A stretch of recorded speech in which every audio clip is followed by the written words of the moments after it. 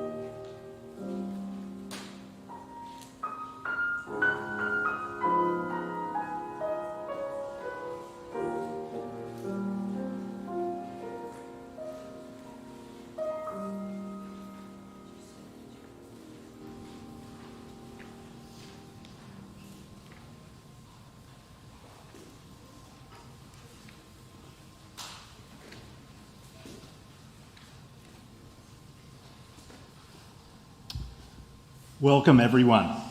I'm the Reverend Doug Watkins. I am the interim lead minister, and I am pleased this morning to be assisting the Reverend Krista Taves, Minister of Congregational Life. We offer a warm welcome whether you are here on site or whether you are joining us on live stream. Eliot Unitarian Chapel is a free religious congregation built by those who have committed to living our mission, which is that we are bound in courageous love, growing in spirit, and inspiring compassionate action. Our core values are justice, equity, and compassion. We are a diverse community that strives to welcome all in the fullness of their age, gender, class, race, sexual orientation, religious background, and spiritual convictions. Now, if you are visiting us for the first time, we offer you a very special welcome. I hope that your time with us is meaningful and nurturing.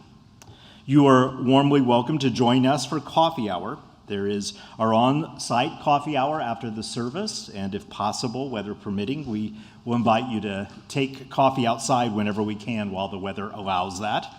And also, you are welcome, all of you, to join us at 12:30 on our Zoom coffee hour. If you're on site, hopefully you received a guest card on your way in. Please fill it out and drop it in the offertory basket so that we can help you get connected. And if you're joining us online, let us know that you're here at welcome@eliotchapel.org. There's also an online guest book that you can sign. Once again, we welcome you all. We are very glad that you're here.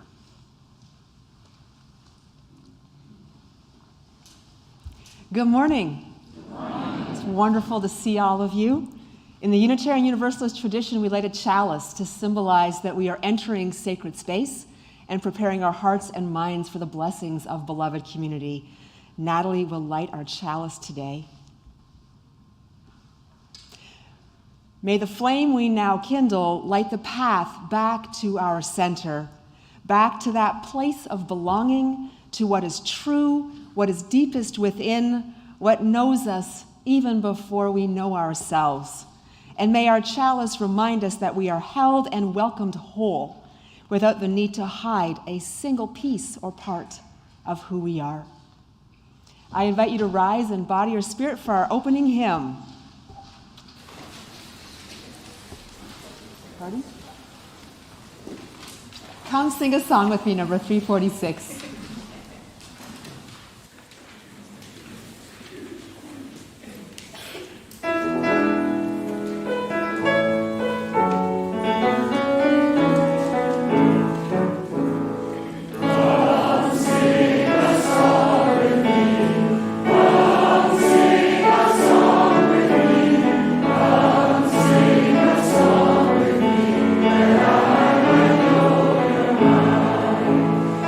Lord.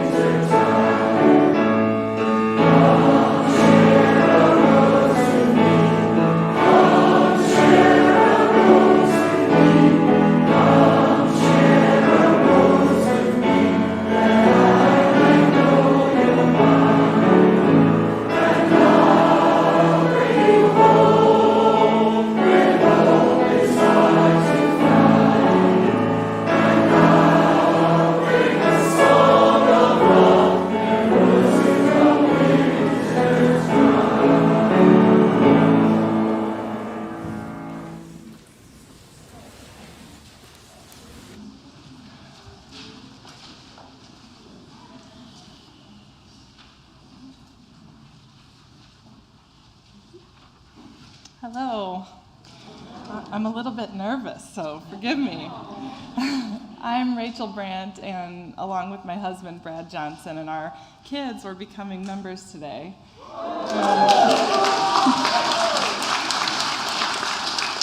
Thank you. We're so happy. We've really enjoyed the last few months and getting to know some of you, and we really look forward to getting to know everyone and joining your community and family here. So thank you for being so welcoming. Please join me in the reading of our church covenant. As a free congregation, we promise to one another our mutual trust and support. To create a beloved community, we promise to be kinder to each other than we have to be, to listen fully to each other with an open mind and heart, to speak responsibly and respectfully, to find ways to improve our church for all members and friends.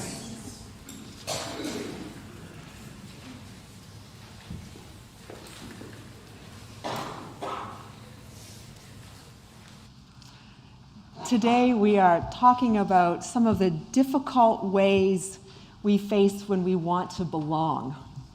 And so I have a story today about someone that has a very hard time belonging because nobody wants to hug a cactus. All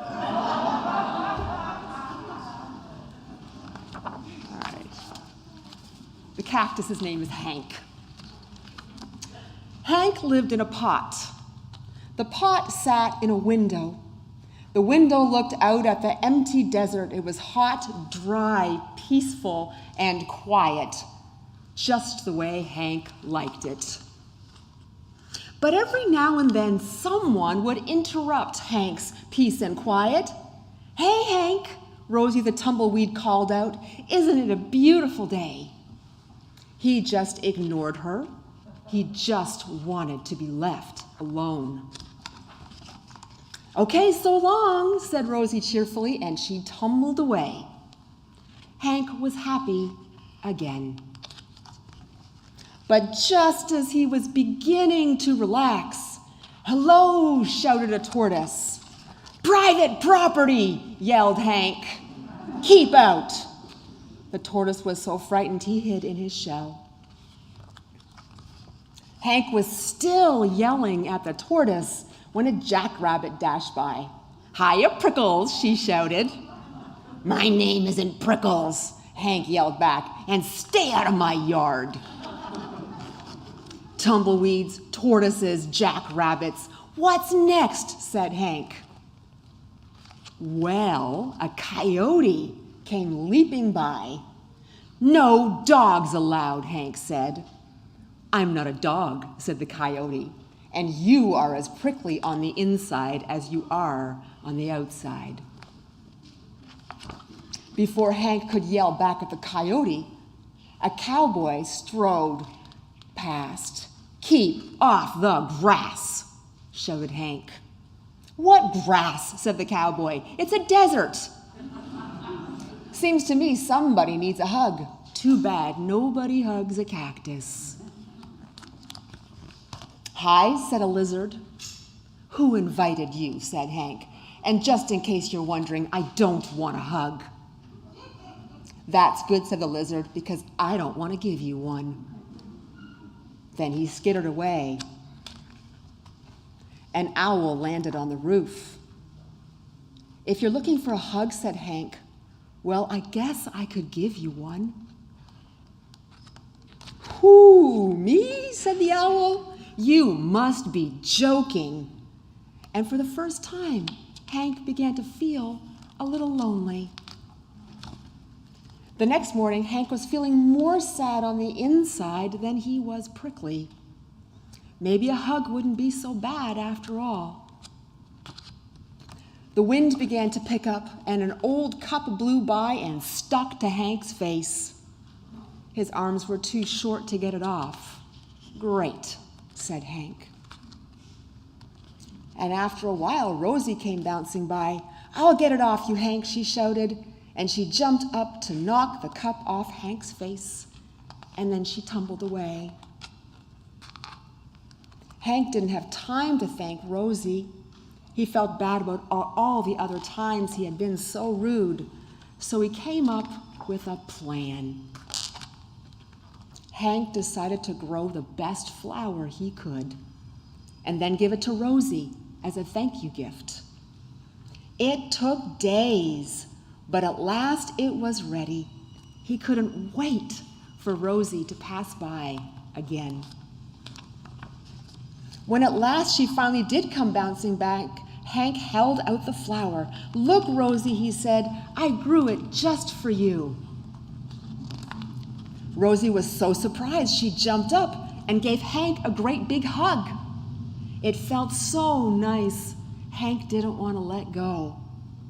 And as things turned out, he couldn't. Rosie and Hank had become stuck together. But they sure didn't care. After all, it's better to be stuck in a hug than stuck all alone. Yeah, I know. And that's the end of the story. I'll invite Reverend Doug now to come forward for the prayer. Oh no, we have a hymn. You know, I forgot to get the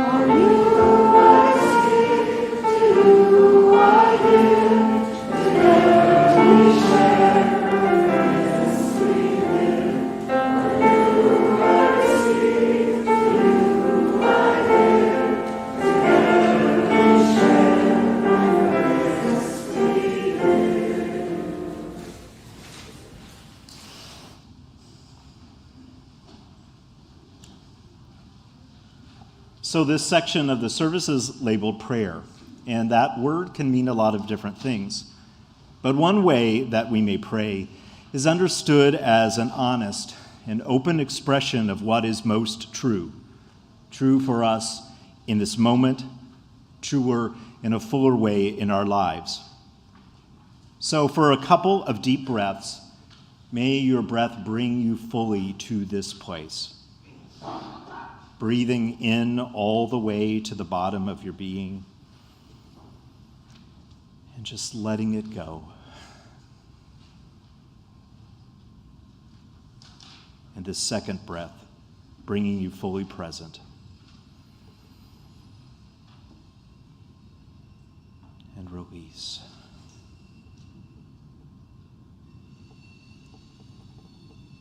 So in this moment, whether you understand it as a moment of quiet before the universe, a moment of openness to something within you that embraces the truth, or whatever concept of holy speaks to you in the quiet of your heart.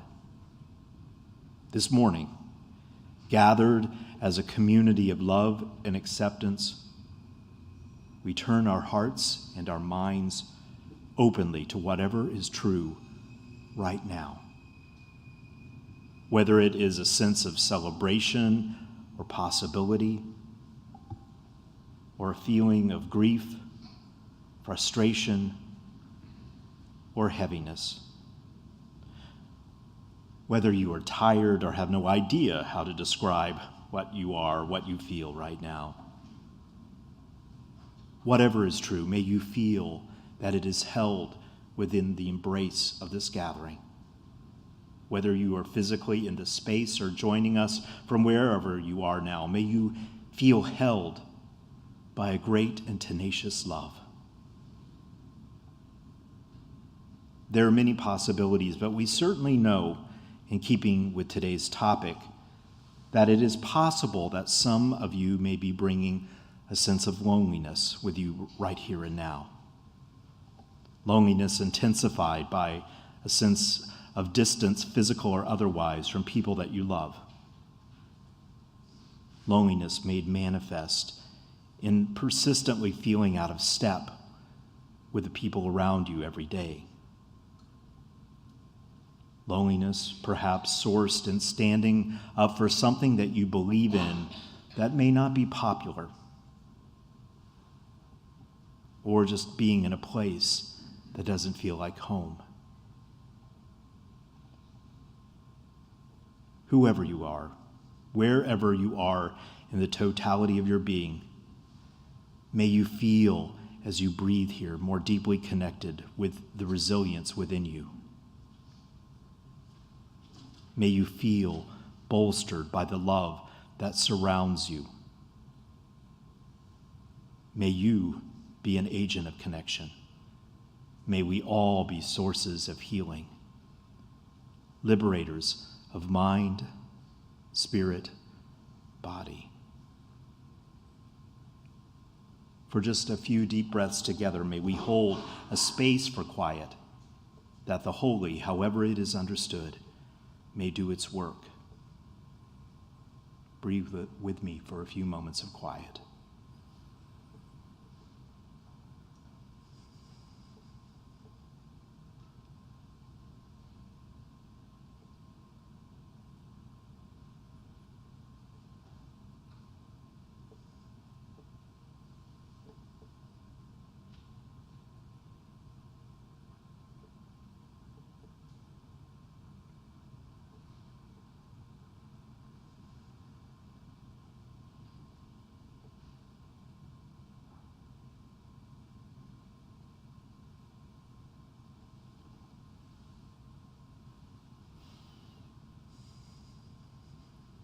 May all that is true, be held in this space by love in the spirit of life. So may it be. Amen, and blessed be. I invite you to remain seated as we join in our meditative hymn, number 317.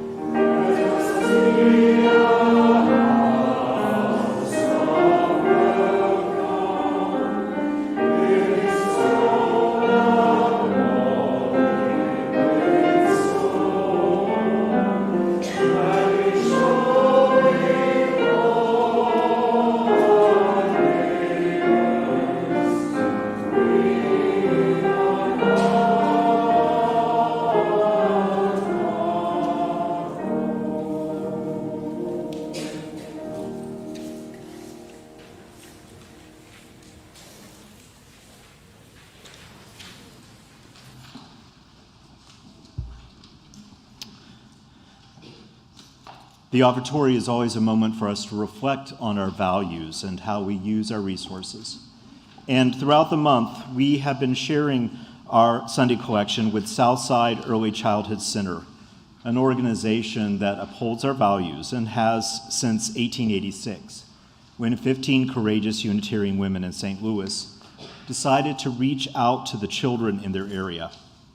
And over the years, their mission has grown to nurture, educate, and inspire children and families in a diverse and inclusive environment so that they might have a healthy development and a strong foundation for success.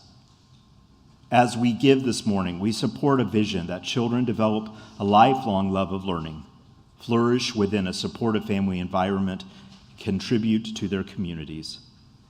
May we each, in our own way, as the greeters come by, find a place of generosity. May we be generous neighbors and generous in our giving. The offering will now be received in such a spirit.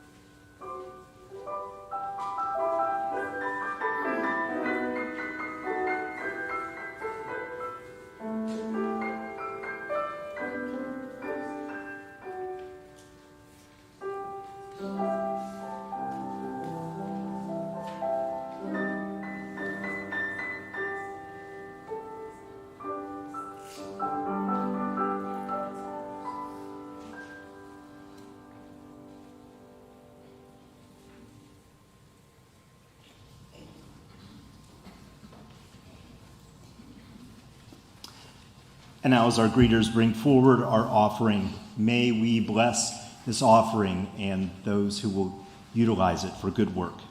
By our dedication of gifts printed in the order of service, together we say, to the work of the church, which is weaving a tapestry of love and action, we dedicate our lives, and these are offerings. Thank you, and thanks to all of you.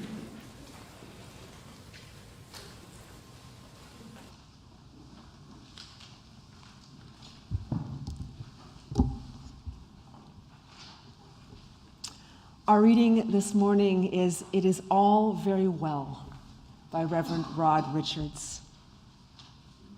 It is all very well to speak of an interdependent web of all life and remind us that we are all connected. We are. But there are times when the loneliness strikes so deeply that the only thing of which I am certain is that I am a solitary being. There are times when the only piece of belonging I can feel is the longing. There are times when the interdependent web feels just like a mess of cobwebs in a basement or an attic of an abandoned house where I live. Times when the spirit of life and love are just words written in invisible ink on a postcard to myself. Wish you were here. Be with me now. Don't try and talk me out of how I feel with perfect theology. Stay beside me and carry my hope until I'm ready to hold it again and be there for you.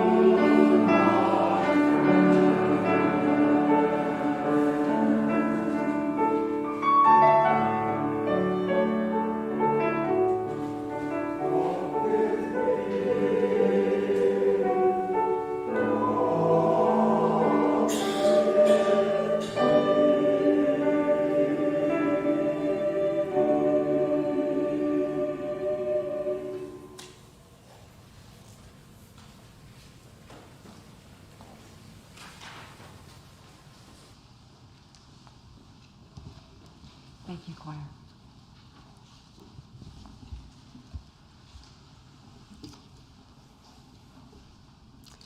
I have to admit that I was unprepared for the emotions that I have felt since the death of Queen Elizabeth II. I grew up singing "O Canada" and "God Save the Queen." Her picture graced the walls of every school, every classroom, every public library, every government office, the post office, the seminary I attended, many churches, the $20 bill, and all our coins. She was everywhere, and her image told us who we were and what we belonged to. And so there's this feeling of deep loss, even though I know this is an obsolete institution that has absolutely no real value in the democratic world. I am fascinated by the royal family. She was my queen.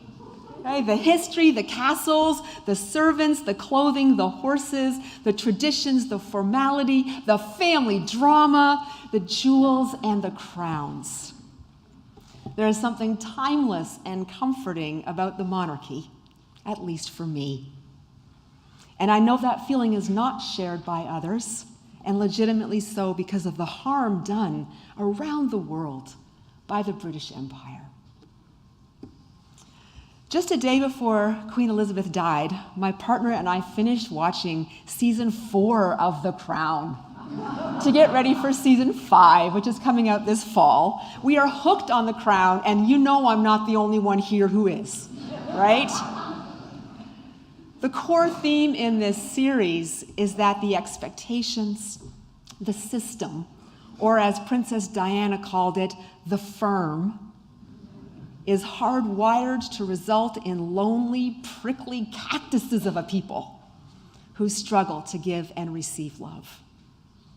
There is a deep valuing of restraint, sacrifice, and duty, none of which are bad in and of themselves. They're core values for me. And they can be good practices to nurture until they tear you to pieces. So we ache for Princess Margaret when the man she loves is deemed unsuitable for the sister of the Queen, and he is sent away. It is said that Prince Charles wept on his wedding night, having forced himself to marry a woman he knew he would never love, but he did it out of duty. He and Margaret belonged to the tradition, believed in the tradition, tried to fulfill the tradition.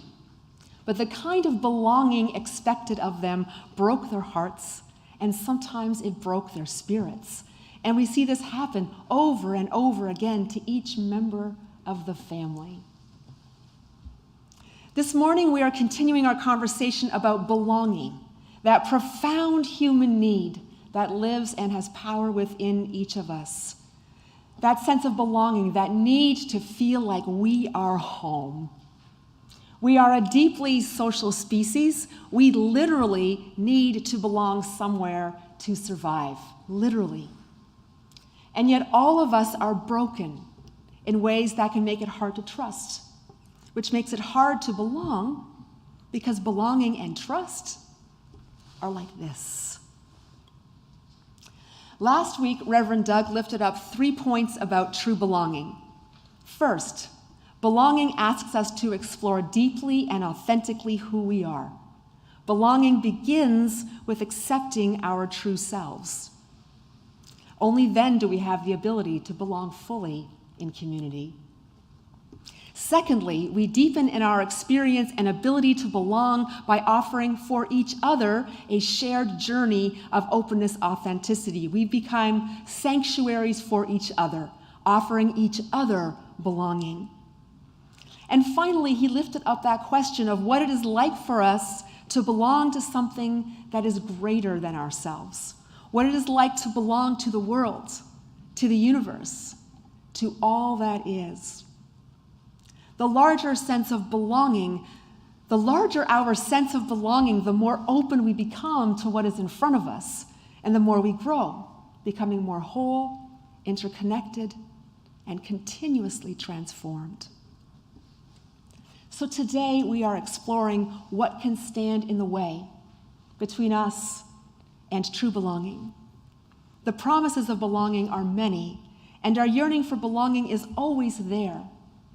But just like the royals, there are ways that we belong to systems that make it harder to accept the belonging that is offered, harder to trust the spaces made for us. These systems are also hardwired for loneliness, for keeping us apart from each other, and often keeping us from stepping through the yearning for belonging and toward the experience of belonging. And so we're always trying to get home and just somehow not getting there. There's a part of all of us that is like the cactus in our children's story. We are prickly and grouchy, self-protective, fearful, and distrustful. Let me give you an example of a system in St. Louis that is hardwired for loneliness. What is the most common question people who grew up here ask each other when they first meet? What is it? Where did you go to high school, right? That question pops up all the time. And what is that question about? First of all, it's about finding out if you're from here. And those of us who aren't from here know that it matters if you aren't from here. Interesting fact, no one has ever asked me what high school I went to, eh? Maybe because I use the well-known Canadian abouts and couch.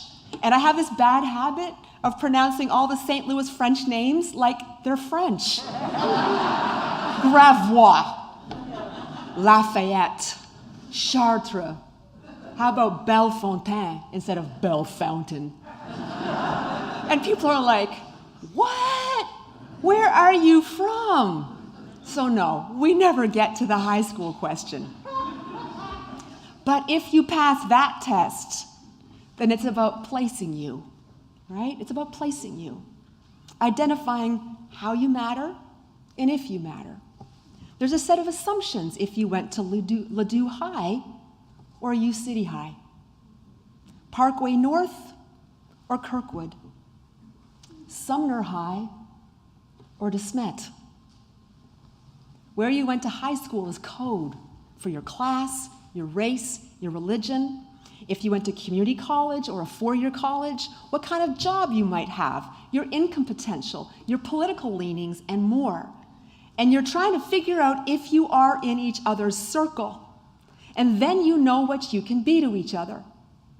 It tells you if you belong together, and more importantly, if you don't. It's a way of ranking people, seeing if your circle is higher or lower than their circle, or if your circles are close enough together that you belong together in some way. It's really about seeing where you fall in the social order in relation to the person you're talking to. Now, lest you think I'm judging all of you native St. Louisans for this question, okay? The need to belong and to know how we belong is normal. We have this need from the time we are born, and we reach for something. We really need to know that we belong somewhere, and that question comes out of that universal belonging. But just like with the royal family, there's an aspect of this practice that hardwires us for loneliness. The question rebuilds and reinforces the walls that separate us and make them seem normal and right. It's meant to keep us in our place. It's meant to keep us from crossing the lines that nobody had to explain to us. We just felt them. So the high school question protects what is. The people in power stay in power. The people that aren't stay that way too, and everyone else in the middle fights to keep their place or move up. And that sets us up for systemic loneliness. Kind of loneliness where you never quite can be sure you are home. It's a kind of loneliness that isn't held in just one person. It's held in a whole society, and it filters through. It filters through into the communities where we think we should be belonging. It filters into communities like this one. It filters into our families. It filters into our most intimate relationships, because everything is connected. We are part of an interdependent web of life. Now, we know this doesn't just happen in St. Louis, right? Right? So if you're not from St. Louis, don't be getting all high and mighty. Right? Doesn't matter what state or city you live in, this is the legacy we live with. And it's also the legacy that lives in us. It is of us. The technical term is white supremacy culture. But put in more simpler terms, this legacy of division depends on creating fearful, contained people. We are supposed to stay on our side of the line and protect that line if it's crossed. Ever think about what those neighborhood watches are really about? Keeping out the wrong kind of people. And this dynamic is one reason that loneliness is endemic in this country. We are implicitly taught to distrust each other. Distrust first before trust is proven. And you have to hold tight to what you have, or it might be taken away. And if someone crosses the line, you are in danger, or your kids are in danger. And as long as this division exists, there's always going to be part of us that is empty and fearful and capable of great harm. Now, I can appreciate that this may be a new way to think about a question that feels so St. Louis that it is a point of pride. The high school question, which looks all about belonging, it actually sabotages our chances of belonging because it separates us before we even get a chance to know each other, care about each other, love each other, and yearn for each other's freedom and well-being. Many of you will remember what happened in our city 8 years ago. Michael Brown, a young black man from Ferguson, was shot by a white police officer, and it was like a match-struck dried kindling. That mix of resentment and fear built up in the black community over decades. It could no longer be restrained. The Unitarian Universalist ministers in St. Louis, we met and decided that we wanted to give our support to this movement. We knew we wouldn't be living our principles if we held back. And we knew it would mean crossing lines that are rarely named, but intimately known. We learned of a clergy meeting in Florissant, and we decided to go. When we arrived, it was clear that we were guests in someone else's house. We had no relationships with any clergy outside of our familiar circles. We didn't know the dynamics between black clergy in St. Louis. The black clergy didn't know the dynamics between the rest of us. We were just all white clergy that they'd hardly ever met before. There was tension between the rabbis and the black clergy because black activists sometimes feel kinship with the Palestinians, seeing a shared experience of living under occupation. We held meeting after meeting trying to do something, and we got stuck. Everyone was out of their comfort zone, well past the lines no one had to teach us. We didn't have time to build trust. We didn't have time to build a sense of belonging. All of us were fighting against the inner feelings that we had crossed the line, all of us trying to manage our collective loneliness and our place in the system. To use a metaphor of our children's story, we were trying not to be prickly cactuses who nonetheless kept sabotaging the things we tried to do. We were trying to grow flowers in the desert, and it was much, much harder than expected. And I'll be honest, coming home from those meetings, I would feel a sense of relief when I hit 270 in Page, because I was back in West County, back on my side of the line, with mostly white, middle-class Unitarian Universalists. And it was hard to see this. I didn't like what I was seeing. I didn't want it to be true. But I'm reminded of our poem this morning by Reverend Rod Richards. It is all very well to speak of the interdependent web of life and remind us that we are all connected. We are. But there are times when the loneliness strikes so deeply that the only thing of which I am certain is that I am a solitary being. There are times when the only piece of belonging I can feel is the longing. There are times when the interdependent web feels just like a mess of cobwebs. Where I came to as I kept driving to North County and breathing a sigh of release when I drove home is that the yearning was stronger than the fear, and that I needed to keep crossing the line, even when it became discouraging, even when it felt like nothing was happening. There was too much at stake. Perhaps you've heard that it's not easy being a Unitarian Universalist because it means opening yourself to growth, which all sounds lovely. But growth always means losing something. Always. It always involves sacrifice. And sometimes that sacrifice is a comfort zone we have seen as a birthright. If we want to be blessed with true belonging, which means true authenticity and true inclusion, it's going to ask us to sacrifice something, because authentic relationships and deep belonging are messy. They are really, really messy and unpredictable and invite us to a degree of vulnerability that we may not be used to and don't want to experience. Belonging is not something that's handed to you and you say, "Yay, I've arrived at belonging." Belonging is something we choose over and over, and how we choose to belong always has a moral dimension.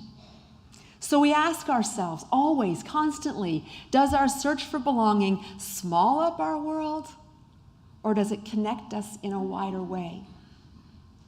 In Unitarian Universalism, we commit to the wider way. This is what I love about our children's story. It's a story about unwiring the systems that keep us lonely. As different animals walk by the cactus, he pushes them away. And the reactions give us different ways to respond to prickliness. The tumbleweed laughs and keeps tumbling. The tortoise hides in his shell, but stays close. The jackrabbit gives him a nickname. How dare he? But that's what he does. The coyote offers a mirror to show him what he's become. And the cowboy flat out says he needs a hug.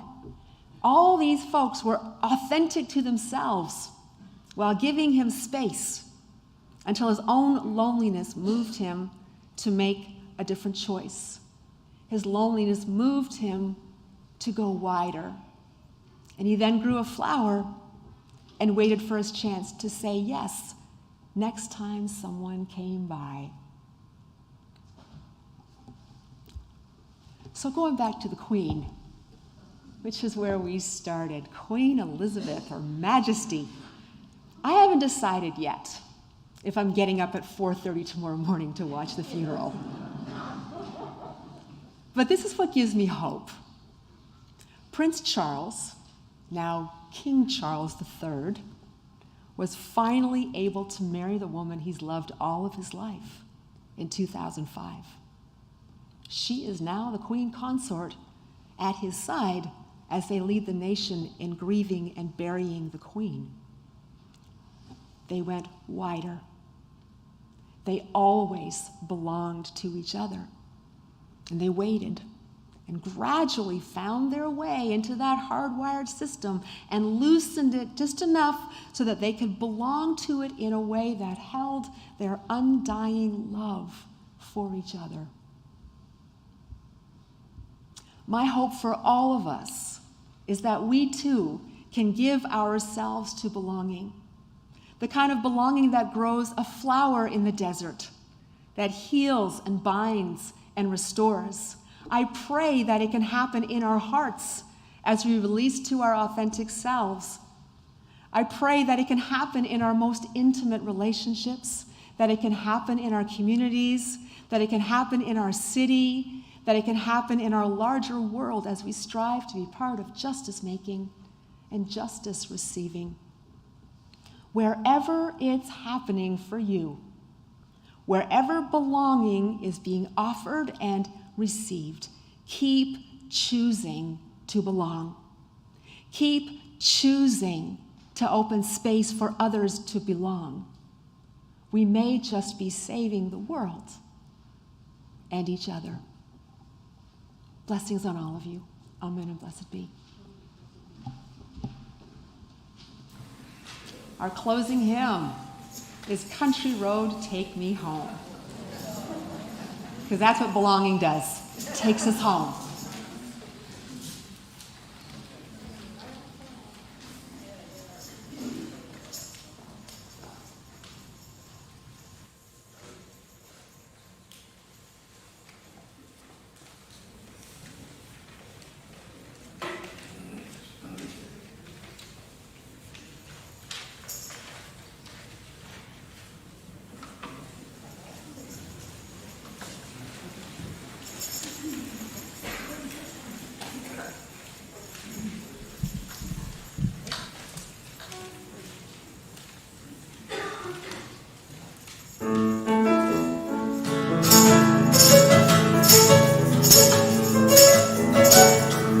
Almost heaven, West Virginia, Blue Ridge Mountain, Shenandoah River. Life was old there, older than the trees, younger than the mountains, blowing like the breeze. Country road, take me home to the place I belong. West Virginia, mountain mama, take me home, country road. All my memories gather round her, miner's lady, stranger to blue water. Dark and dusty, painted on the sky, misty taste of moonshine, teardrops in my country road. Take me home to the place I belong. West Virginia, mountain mama, take me home, country road. I hear her voice in the morning as she calls me. The radio reminds me of my home far away. And driving down the road, I get a feeling that I should have been here yesterday. Yesterday, country road, take me home to the place where I belong.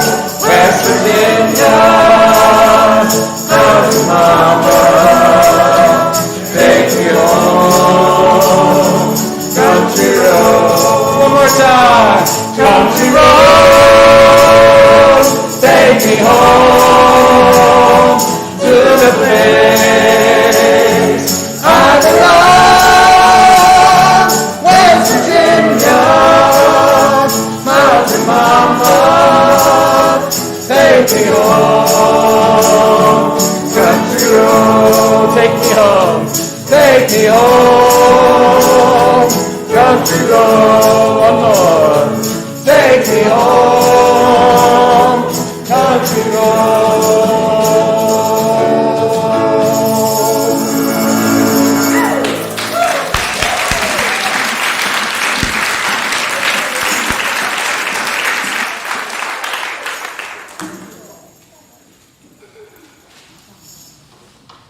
That was fun. Our closing words are by John O'Donohue. May the frames of your belonging be large enough for the dreams of your soul. May you know the eternal longing which lives at the heart of time. May you allow the wild beauty of the invisible world to gather you, mind you, and embrace you in belonging. We extinguish this flame, but not the light of truth, the warmth of community, or the fire of commitment. These we carry in our hearts until we are together again. Please be seated for the postlude.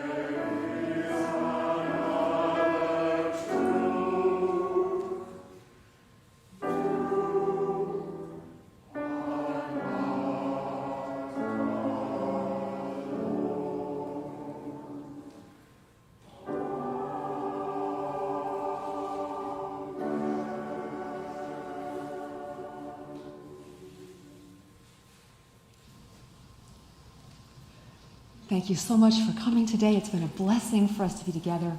Go in peace.